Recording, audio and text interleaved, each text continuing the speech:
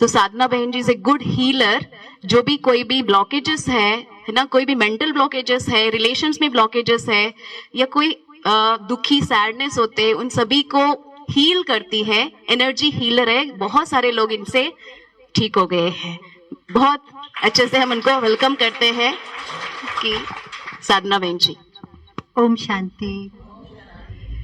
Thank you everybody. Thank you Kusum Didi. Thank you Revti Didi. It is so beautiful. Thank you all of you. It is so nice to see कि 7 बजे खाना बनाने की चिंता करे बिना सब यहाँ बैठे हुए हैं। So that shows इतने empowered women हैं हम सब, है ना। Yeah.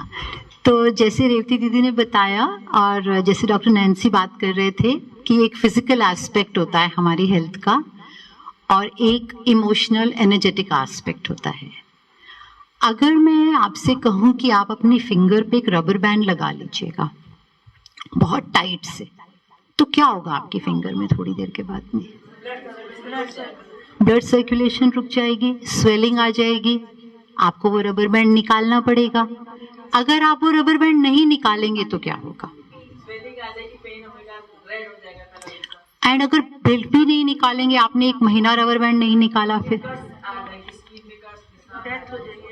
आपकी फिंगर, आप डॉक्टर के जाएंगे क्योंकि फिंगर में फ्लो नहीं हो रहा है, हो सकता है आपकी फिंगर को इम्प्यूट भी करना पड़े, उसको निकालना पड़े, है ना। फिजिकली हमको ये दिखता है। हमारे साथ एनर्जेटिकली ये हर रोज होता है, हर रोज होता है। हम इतने सारे रबर बैंड्स अपनी एनर्जी बॉडी में डालते रहते हैं और हमको वो दिखते भी नहीं है। आपको जिस दिन किसी ने कहा तुम लड़की हो, तुम ये नहीं कर सकती हो, वो एक रबर बैंड था जो आपकी कॉन्शियसनेस पे, आपकी एनर्जी पे बैठ गया। अगर आपने वो रबर बैंड नहीं निकाला तो आप उस रबर बैंड के साथ बड़े हुए हैं। जब भी आपको कुछ करना पड़ता है जो कि मेल डोमिनेंट होता है, तो आपको लगता है आपका वो रबर बैंड आपको याद दिलाता है कि नहीं, तुम तो लड़की हो, तुम ये काम नहीं कर सकती हो, ये बॉयज का काम है, ये मेन कर सकते हैं। You are a wife, you have to be at home, you are wife, you have to do these things.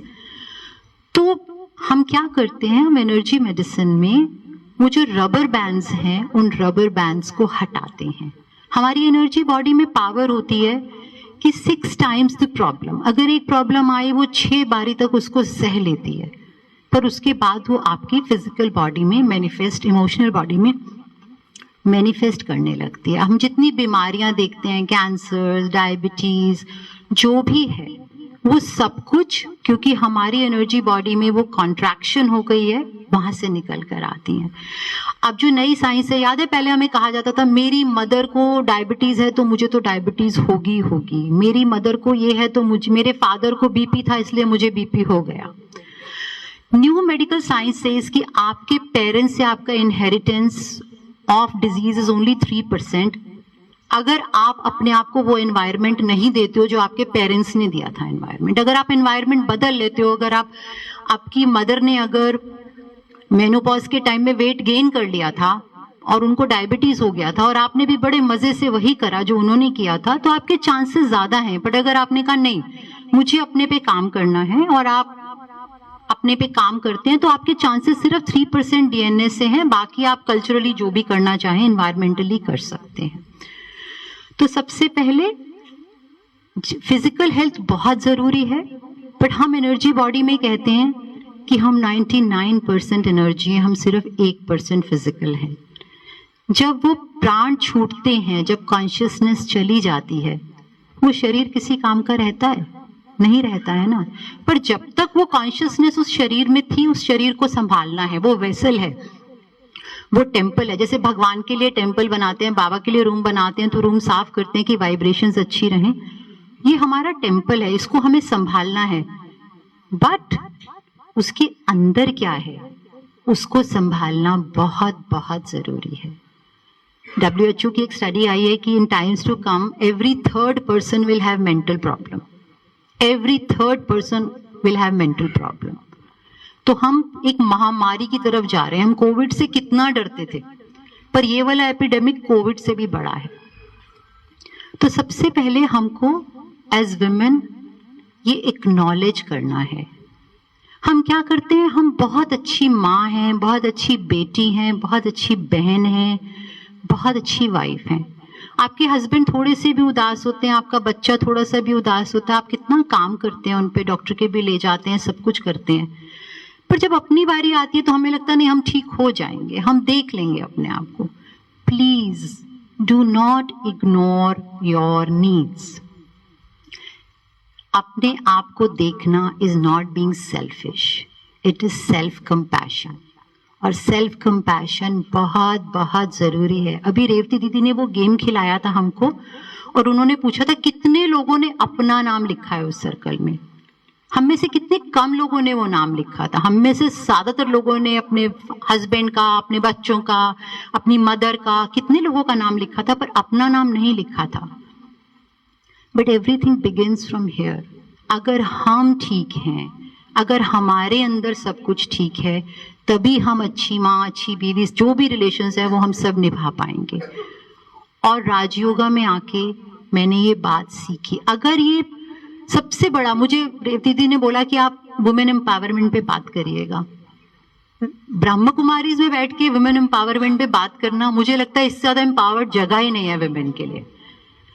आज से इतने साल पहले ब्रह्मा बाबा ने जब विमेन को इतनी पावर दी, जब किसी ने सोचा भी नहीं था, तब तो विमेन को ऐसे बिल्कुल घर में बंद करके रखा जाता था। अभी तो हम बहुत एक सी चेंज से निकल कर आए हैं। अभी तो हम all of a sudden women have become so strong कि शायद, सॉरी टू से, भाई लोग बैठे हैं कि उनको पता भी नहीं चल रहा कि कुर्सी नीचे से निकल रही है। यू नो कि women are becoming so empowered right now.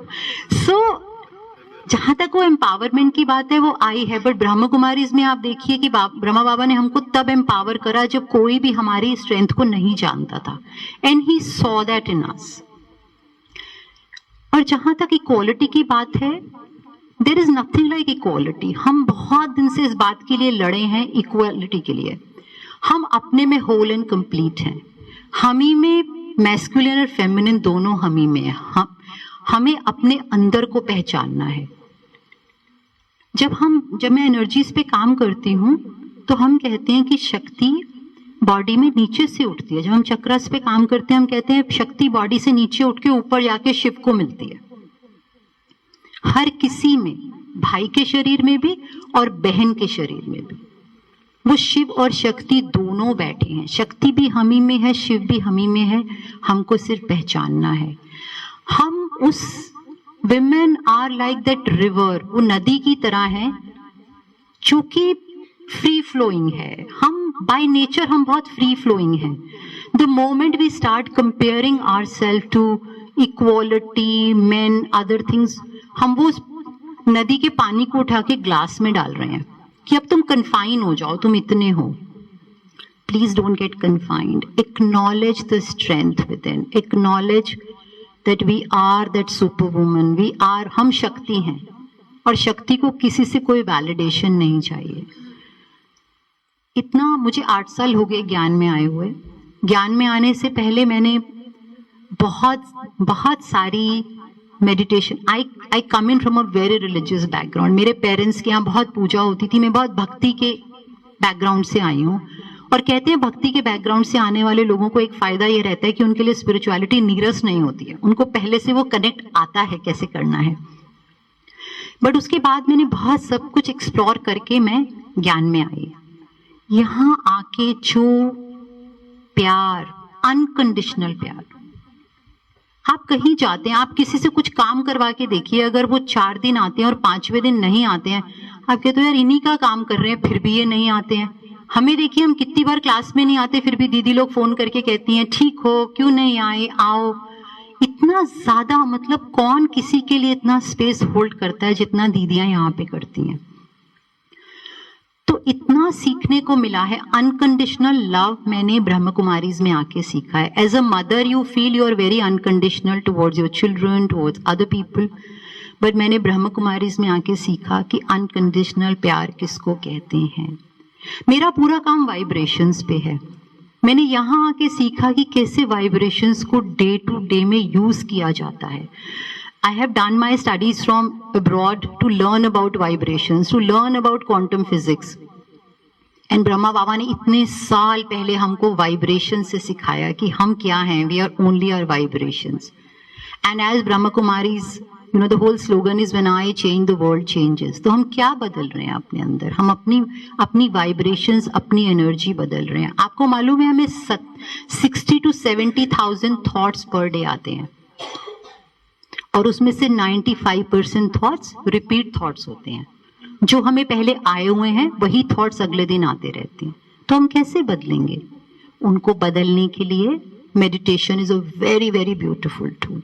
जब हम मेडिटेशन में बैठते हैं, जब बाबा से कनेक्ट करते हैं, हम उस टाइम में जो पॉजिटिविटी खुद को भेजते हैं वो हमारे सबकॉन्शियस माइंड में वो जो 95% थॉट्स हैं उनको बदलती है. इसीलिए चाहे थोड़ा सा टाइम निकालिए. वही बात है, विमेंस डे पे ये सोचिए कि मुझे अगर मेडिटेशन में बैठना है तो वो मेरा सेल्फ लव है.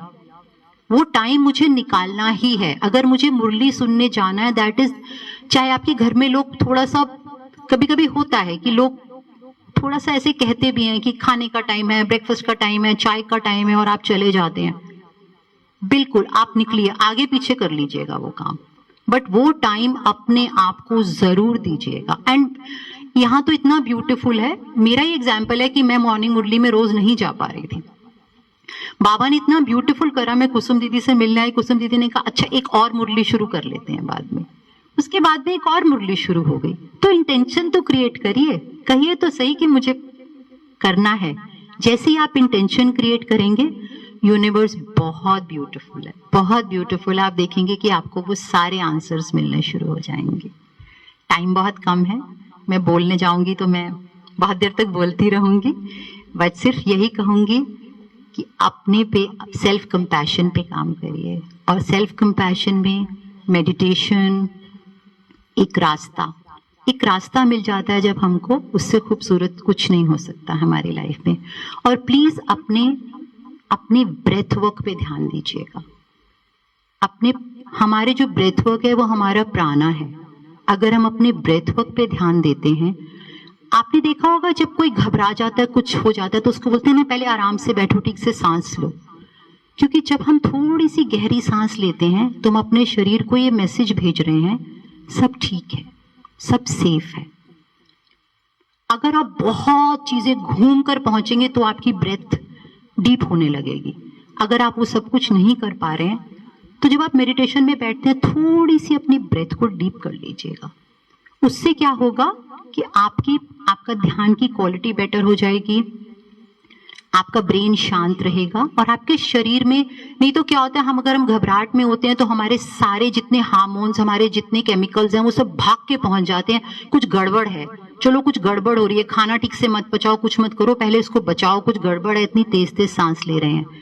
पर जैसे हम धीरे सांस लेना शुरू करते हैं तो वो कहते हैं नहीं सब ठीक है, चलो चलो अपना काम करो. सारे सिस्टम, सारे ऑर्गन्स अपना काम ठीक से करना शुरू कर देते हैं. सो my humble request and my blessing to all of you on Women's Day is that we all start looking after our inner self better. Om Shanti.